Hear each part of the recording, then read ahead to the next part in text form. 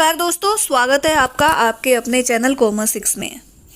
PGT commerce की जो लोग तैयारी कर रहे हैं, चाहे सीईटी ग्रुप नंबर 6 की तैयारी कर रहे हैं या आने वाले अपकमिंग हमारे एसटेट की तैयारी कर रहे हैं, सबके लिए रेलिवेंट रहेंगे ये वाले क्वेश्चंस। और साथ में हमारे जितने भी और कंपटीशन एग्जाम है, अगर हम डीएसएसबी की बात करें, एनवीएस की बात करें, यूपी टेट की बात करें, तो सबके लिए ये रेलिवेंट रहने वाला ये वाला सेशन आपका। तो देखते हैं, आज मैं आपको आईएमएफ के बारे में कुछ पॉइंट्स बताऊंगी और उससे रिलेटेड आईएमएफ है, डब्ल्यूटीओ है, वर्ल्ड बैंक है, उसके बारे में कुछ क्वेश्चंस करेंगे जो आपकी इंटरनेशनल इंस्टीट्यूशंस होते हैं। आईएमएफ इंटरनेशनल मॉनेटरी फंड जो कि हमें फंडिंग करता है हमें हमें कौन, जो उनसे देश होते हैं या तो फिर वो अंडर डेवलप्ड होते हैं या फिर डेवलपिंग कंट्रीज होते हैं। तो जैसे हम लोग हैं, हम लोग इंडियन डेवलपिंग कंट्रीज़ के अंदर आते हैं, तो उनको क्या करता है, फंडिंग करता है, बैलेंस ऑफ पेमेंट है, उनका ध्यान करता है। तो कुछ रिलेटेड पॉइंट्स हैं, हेड ऑफिस पूछा जा सकता है, इसका एस्टैब्लिशमेंट पूछा जा सकता है, इसके ऑब्जेक्टिव पूछे जा सकते हैं, स्पेशली ये कब कहाँ पर इसकी मीटिंग हुई। तो ये सारी चीज़ें हम लोग आज के एमसीक्यूज़ में करेंगे। तो चलिए स्टार्ट करते हैं इसको। International monetary fund IMF was established by international treaty in बताइएगा 1942 में हुआ, 43 में हुआ, 44 में या फिर 45 में। तो इसका क्वेश्चन का जो आंसर है वो डी रहेगा, 1945। 1945 के अंदर ये एस्टैब्लिश हुआ था। उसके बाद इसका हेडक्वार्टर से रिलेटेड क्वेश्चन बहुत बार आया हुआ है। हेडक्वार्टर जो है इंटरनेशनल मॉनेटरी फंड का, वो कहाँ पर है? एक तो है जी ऑस्ट्रिया में, एक वॉशिंगटन डीसी में, एक पेरिस में, एक न्यूयॉर्क यूएसए में। तो आंसर आपका बी रहने वाला है, वॉशिंगटन डीसी।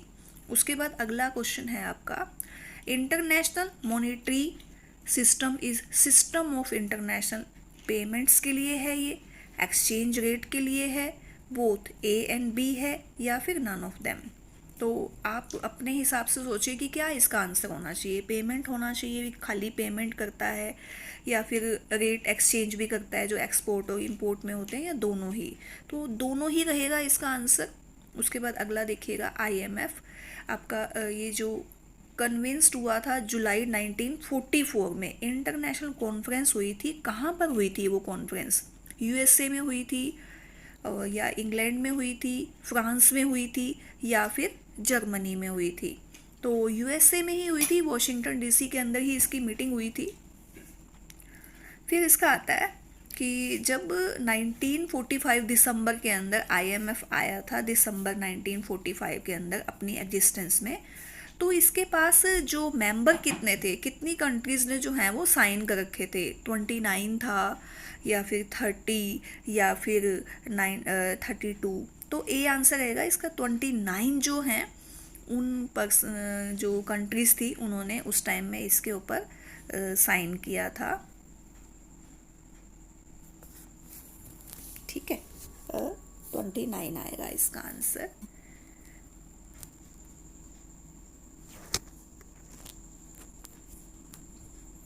उसके बाद अगला कुछ पॉइंट है इसका, पर्पस क्या है आईएमएफ का? आईएमएफ का जो पर्पस है, इसमें से रिलेटेड क्वेश्चन आता है, तो आपको लगभग इसके जो पॉइंट्स हैं वो पता होने चाहिए कि जो मॉनेटरी फंड है वो मॉनेटरी कोऑपरेशन के लिए होता है, प्रमोट इंटरनेशनल मॉनेटरी कोऑपरेशन, और साथ में फैसिलिटेट करता है एक्सपेंशन और balanced growth of international trade. देखिए, बैलेंस ऑफ पेमेंट को ये मेंटेन करता है, एक्सपोर्ट और इंपोर्ट को जो डिफरेंस आता है उसमें ये फंडिंग करता है कि मान लो किसी का एक्सपोर्ट जो है वो ज़्यादा नहीं हो पा रहा है, लेकिन इंपोर्ट जो है वो ज़्यादा होता जा रहा है, तो एक्सपोर्ट और इंपोर्ट के बीच का जो डिफरेंस है वो तो फिर फाइनेंशियली लॉस हो गया, तो उसको कवर अप कौन करेगा? तो हमारे पास मान लो अगर इंपोर्ट ही इंपोर्ट है और एक्सपोर्ट हम लोग कर ही नहीं पा रहे हैं, तो फिर आईएमएफ हमारी हेल्प क्यों करेगा? जैसे कि 1990 के अंदर हुआ था, एलपीजी आया था, तो एलपीजी से पहले क्या हुआ था कि हमारे देश के अंदर लगभग 330 अरब डॉलर का क्या था कि कर्जा चढ़ गया था, लॉस हो गया था। तो फिर आईएमएफ क्या बोला कि मैं फंडिंग नहीं करूँगा इसकी। तो इसीलिए आईएमएफ क्या करता है, फैसिलिटेट करता है expansion and balance growth of international trade को, प्रमोट करता है एक्सचेंज की स्टेबिलिटी को। तो ऑल ऑफ देम, बिल्कुल ऑल ऑफ देम आना चाहिए कि सारे काम करता है ये। तो उसके बाद है IMF focus mainly on a country dash policies, कौन सी जो कंट्रीज होती हैं उनकी पॉलिसीज़ के ऊपर ध्यान देता है। एक तो मैक्रो इकोनॉमिक्स है, माइक्रो इकोनॉमिक्स है, या फिर बोथ ए एंड बी, यानी कि मतलब कि छोटे छोटे पॉइंट छोटी छोटी पॉलिसीज़ में ध्यान देता है, या फिर बड़ी पॉलिसीज़ में ध्यान देता है, या फिर दोनों में। तो देखिए मैक्रो पॉलिसीज माइक्रो पॉलिसीज़ में वो ध्यान नहीं देता। मैक्रो में हमारे इंटरनेशनल लेवल के ऊपर एक्सचेंज कर रहा है, प्रमोट कर रहा है बिजनेस को, तो मैक्रो आएगा इसका आंसर 7th। उसके बाद है कि the board of governors are represented by, जो बोर्ड ऑफ गवर्नर्स हैं वो रिप्रेजेंट कितने मेंबर्स करते हैं, 12 मेंबर करते हैं, 24 मेंबर्स करते हैं, या फिर 36 मेंबर करते हैं ऑल मेंबर कंट्रीज। तो इसमें ऑल मेंबर कंट्रीज आएंगी। देखिए जितने भी हमारे देश में जो जो आईएमएफ के मेंबर्स हैं, हमारे देश के लगा लो, पूरे वर्ल्ड के लगा लो, तो ऐसा थोड़ी है कि भी हम ये कहें भी हम भारत का जो गवर्नर है वो तो नहीं जाएगा आईएमएफ में, बाकी सभी जाएंगे, या फिर इस देश का गवर्नर पार्टिसिपेट करेगा बाकी के नहीं करेंगे। तो सभी के सभी ही रिप्रेजेंटेड करेंगे, तो ऑल मेंबर कंट्रीज आएगा इसका आंसर। उसके बाद highest authority governing of IMF is, तो इसकी जो हायर अथॉरिटी है तो बोर्ड ऑफ गवर्नर्स हैं, एग्जीक्यूटिव बोर्ड है, मैनेजिंग डायरेक्टर है, या नॉन ऑफ अबव है। तो नेचुरल सी बात है बोर्ड ऑफ गवर्नर ही इसकी जो हायर अथॉरिटी आएगी, वही तो मीटिंग के अंदर रिप्रेजेंट कर रहे हैं। तो अभी हमने देखा ही था पहले वाले क्वेश्चन में, तो बोर्ड ऑफ गवर्नर आएगा इसका आंसर। फिर उसके बाद है executive board of IMF consist of, कितने मेंबर्स होते हैं एग्जीक्यूटिव बोर्ड के अंदर, 12 मेंबर होते हैं, 24 होते हैं, 36 या फिर 48 होते हैं। तो आंसर आपका 24 रहने वाला है इसके अंदर। A member quota delineates basic aspect its financial and organizational relationship with the IMF including, देखिएगा जो एक मेंबर्स को कोटा दिया जाता है बेसिकली जो फाइनेंशियल ऑर्गेनाइजेशन रिलेशनशिप को बनाने के लिए आईएमएफ के साथ, तो वोटिंग पावर होती है या access of financing, SDR allocation. देखिए वोटिंग कर सकते हैं और फाइनेंस जो है उनकी हेल्प मिलती है, साथ में एसडीआर जो हमारा वो इसके अंदर स्टैंडर्ड ड्राइंग राइट्स होता है, या फिर ऑल ऑफ अबव। तो ऑल ऑफ अबव आएगा, तीनों चीज़ों की ही जो है पावर उसको मिलती है इसके अंदर। फिर अगला क्वेश्चन है आपका आईएमएफ सर्व इट्स मेंबर बाय, क्या करते हैं वो, advising them on their economic policies. IMF advice करता है कि आप ऐसे पॉलिसीज करिए, एक्सचेंज मतलब कि एक्सपोर्ट को बढ़ाएं या इंपोर्ट को बढ़ाएं, इस टाइम आपके लिए एक्सपोर्ट अच्छा रहेगा या इंपोर्ट अच्छा रहेगा, या आप कुछ भी ना करें, आप एक बार स्टेबल होइए। तो ये सारी चीज़ों की एडवाइजिंग करता रहता है। Landing them hard currencies to support adjustment and reform policies. देखिए वो लेंडिंग करता है, मतलब कि यूँ नहीं है कि वो फंडिंग कर रहा है तो फ्री ऑफ कॉस्ट कर रहा है, बदले में इंटरेस्ट भी लेता है और वापस भी पैसा लेता है। ये नहीं है कि पैसा एक बार दे दिया तो चलो जी, लेकिन हाँ लॉन्ग टाइम के लिए होता है। तो हार्ड करेंसी की फैसिलिटी मिलती है एडजस्टमेंट और हमारी जो पॉलिसीज हैं उसको रिफॉर्म करने के लिए। तो पॉलिसीज़ को रिफॉर्म करने के लिए मतलब कि हमें अब देश के अंदर डेवलपिंग कंट्रीज़ में है, तो हमें डेवलप्ड कंट्री तक पहुँचने के लिए वो हमें हेल्प करता है। Offering a wide range of technical assistance बिल्कुल देता है। तो इसका आंसर भी ऑल ऑफ अबव ही होने वाला है, क्योंकि सारी चीज़ें तो आईएमएफ करता है। फिर हम बात करेंगे वर्ल्ड बैंक की। तो World Bank is a one of world largest source of financial and knowledge of its member country to. तो जो वर्ल्ड बैंक है one of the largest source for finance knowledge of its member countries to क्या है, protect environment के लिए, provide water and electricity और improve the condition of health center. D आएगा इसका आंसर। वर्ल्ड बैंक जो है वो क्या करता है, जैसे जो अंडर डेवलप्ड या डेवलपिंग कंट्रीज़ होती हैं उसके अंदर, देश के अंदर मान लो किसी देश के अंदर कुपोषण चल रहा है, गरीबी बहुत ज़्यादा पॉवर्टी है, तो उसको रिमूव करेगा। कहीं पर लगता है कि भाई एम्प्लॉयमेंट की बहुत ज़्यादा प्रॉब्लम हो रही है, यहाँ पर तो कुछ ऐसा है नहीं, तो वो पॉलिसीज़ वगैरह इंफ्रास्ट्रक्चर के लिए फंडिंग करता है। तो वो ये देखता है कि कैसे देश के अंदर डेवलपमेंट हो सके, मतलब ऐसा क्या किया जाए कि आने वाले टाइम में ये अंडर डेवलप कंट्री से डेवलपिंग में आए, और डेवलपिंग कंट्री हैं वो डेवलप्ड कैसे बने। तो भारत के अंदर भी अभी वर्ल्ड बैंक ने कुछ टाइम पहले जो हमारे यहाँ पे कुपोषण के शिकार लोग थे उनकी हेल्प के लिए बहुत सारी फंडिंग करी है। आप इसको पढ़िएगा, करंट अफेयर के में ये क्वेश्चन भी आता है कि वर्ल्ड बैंक ने किसके रिगार्डिंग जो है फाइनेंशियली हेल्प करी है, फाइनेंशियल असिस्टेंस दी है। तो वो कुपोषण से जो हमारे यहाँ अभी हमारा देश इतना ज़्यादा डेवलप नहीं हुआ है, हमारे देश में भी बहुत सारे लोग हैं खास तौर पे जो बच्चे और महिलाएं हैं वो कुपोषण की शिकार हैं। तो उनके लिए उन्होंने पॉलिसीज़ बनाई हैं, उनको फंडिंग की है कि भी फूड वगैरह है वो उनको अच्छा सा प्रोवाइड किया जाए, उनको हेल्प की जाए, ट्रेनिंग दी जाए उनको कि किस तरह से वो अपने हेल्थ जो इश्यूज़ वगैरह हैं उनको इम्प्रूव कर सके। फिर आपके अगला क्वेश्चन है World Bank is known as, World Bank क्या कहलाता है? International Bank for Reconstruction and Development, International Bank for Construction and Development, International Bank for Cooperation and Development, या नन ऑफ अवर। तो ए आंसर रहेगा इसका International Bank for Reconstruction and Development. Reconstruction का मतलब कि फिर से देश को आगे बढ़ाना, क्योंकि देश तो आगे बढ़ ही रहा है लेकिन उसको दोबारा से कैसे आगे बढ़ाया जाए।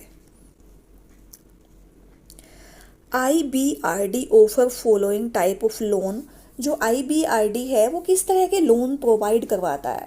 तो वो भी अभी आया था ना आपका कि international Bank for Reconstruction and development इसको बोला जाता है। तो इन्वेस्टमेंट लोन करता है, डेवलपमेंट पॉलिसीज़ करता है, बोथ A एंड B, या फिर कंस्ट्रक्शन लोन। तो देखिएगा इन्वेस्टमेंट मैंने अभी बताया ना कि इन्वेस्टमेंट इंफ्रास्ट्रक्चर वगैरह के लिए, जैसे एम्प्लॉयमेंट में प्रॉब्लम आ रही है या कुछ है तो इंफ्रास्ट्रक्चर के लिए फंडिंग करता है। डेवलपमेंट पॉलिसी कैसे देश डेवलप हो तो उसके लिए भी करता है। फिर आगे है IBRD प्रोवाइड लोन प्रोवाइड करता है, ग्रांट प्रोवाइड करता है, एनालिटिक एंड एडवाइजरी सर्विस करता है। तो देखिएगा लोन भी देता है और ग्रांट भी देता है।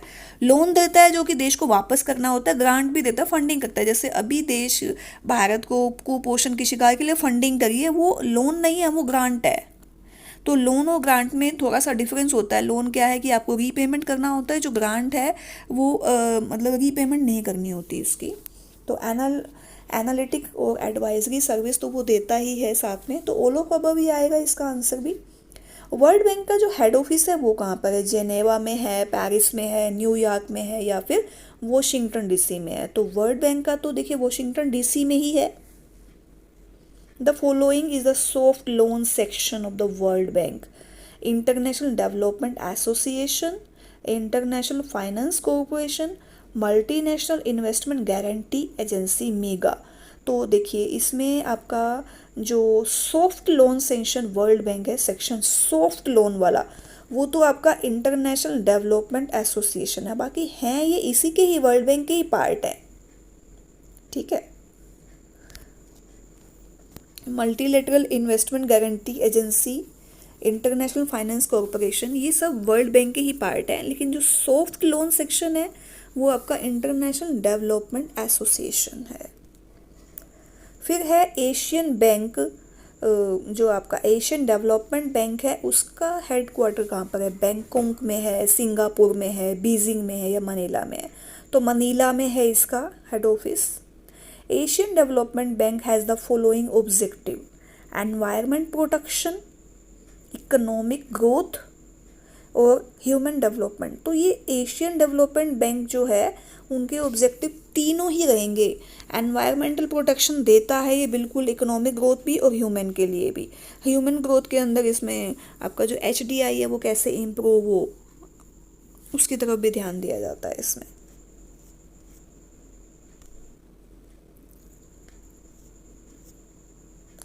एक आपका है UNCATD, United Nations conference on trade and development. इसकी फुल फॉर्म पूछी जा सकती है, इसलिए मैं एक बार दोबारा से बता देती हूँ। United Nation conference on trade and development. और इसके रिगार्डिंग कुछ पॉइंट्स हैं, मैं आपको एक बार बताती हूँ। ये देखिएगा, ये है United Nation conference and trade development. ये कब फॉर्मेशन कब हुई थी, इसकी एस्टैब्लिशमेंट कब हुई थी? तो 1964 में, ध्यान रखिएगा 1964 में। हेड ऑफिस कहाँ पर है? जेनेवा, स्विट्जरलैंड में। और ये सेक्टर क्या है? Trade and development. और इंडिया इसका मेंबर है, बिल्कुल इंडिया जो है इसका मेंबर है। क्या क्या ये प्रोवाइड करवाता है इसका? Understand option of address macro level development changing, तो मैक्रो लेवल पे करता है बेनिफिशियल इंटीग्रेशन का काम करता है, रिड्यूस डिपेंडेंसी को करता है, मतलब कि डेवलपमेंट के लिए, decrease their exposure debt and financial volatility उसके volatility, increase development friendless and by attracting more investment, increase technology, give more trust innovation, aid local firm, facilitate to flow and goods across border, prevent consumer competition should not be shifted and effective utilize natural resources। मतलब क्या है कि ये policies पे ध्यान देता है कि कैसे जो है एक्सपोजर को डिक्रीज़ किया जाए, डेट को जितना भी लोन वगैरह ले रखा है देश ने उसको कम किया जाए, डिपेंडेंसी कम होनी चाहिए, इंडिपेंडेंस होनी चाहिए। जैसे हमारे यहाँ पे एक आत्मनिर्भर का नारा लगाया जाता है कि भी make for India, make in India, तो ऐसे ही ये भी इसी चीज़ में मदद करते हैं कि देश के अंदर जो ट्रेड की जो पॉलिसीज़ हैं वो ऐसी बनाई जाएँ कि देश हमारा डिपेंड नहीं होना चाहिए, इंडिपेंडेंट होना चाहिए। तो ये है इसका फुल फॉर्म भी मैंने बता दिया आपको। ईयर 1964 है, इसका हेड ऑफिस जेनेवा स्विट्ज़रलैंड में है, ये ध्यान रखिएगा, इंपॉर्टेंट है ये। और इसकी फुल फॉर्म है आपके United Nation Conference Trade and Development goals are. तो आज के लिए इतना ही। ये आपके जितना भी सेशन है ये हर कंपटीशन टेस्ट के अंदर आपके लिए रेलिवेंट रहने वाला है। आप एस्टेट की तैयारी कर रहे हैं, एस्टेट हमारा जल्दी ही होने वाला है, सितंबर की एंड में या अक्टूबर की स्टार्टिंग के अंदर हमारा जो नोटिफिकेशन आउट हो जाएगा और वही नवंबर या दिसंबर में एग्ज़ाम होने वाला है।